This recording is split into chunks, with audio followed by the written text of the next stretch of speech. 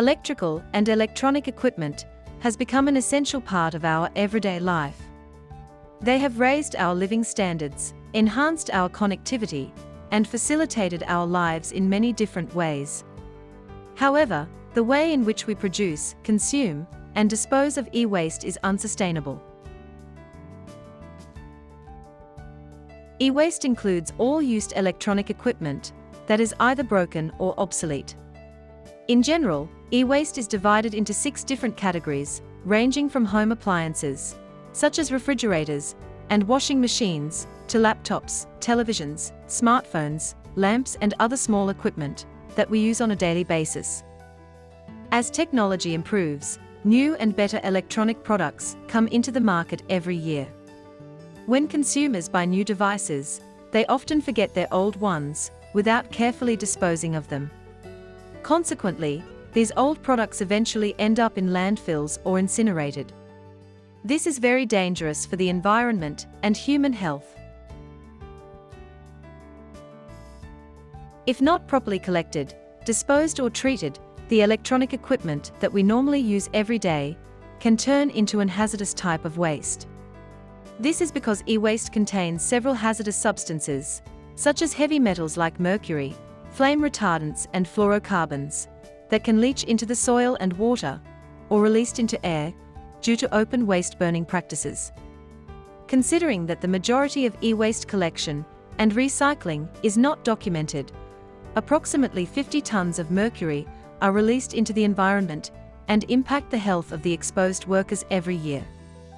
The atmosphere is also affected, with an estimated equivalent of 98 megatons of CO2 released from discarded fridges and air conditioners that were not managed in an environmentally sound manner.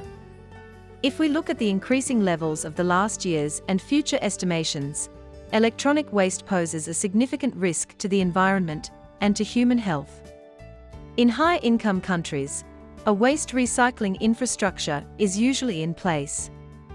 However, up to 8% of e-waste is still discarded in regular waste bins, without the possibility of being properly disposed, recycled, or refurbished.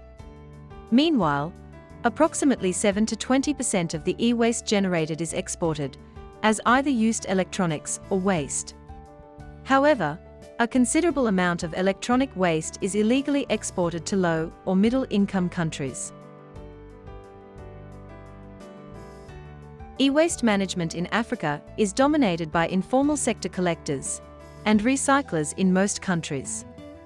In 2019, around 2.9 megatons of e-waste were generated in the continent. This represents 2.5 kilograms of electronic waste generated per person. In Africa, it has been estimated that, if properly collected and separated, almost $3.2 billion worth of raw materials could be found in e-waste. So far, in the continent, only 13 countries have e-waste policies in place.